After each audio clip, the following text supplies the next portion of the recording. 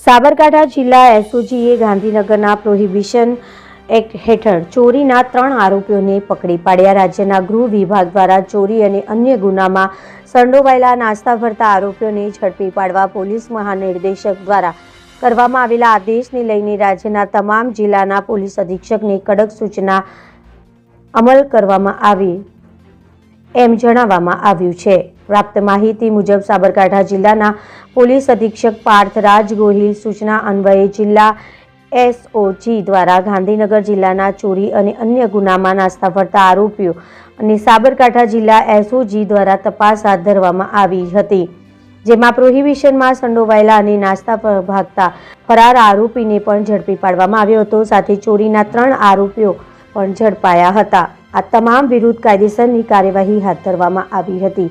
Reporter Janak Jadav, BN news Gujarati, Sabarkantha.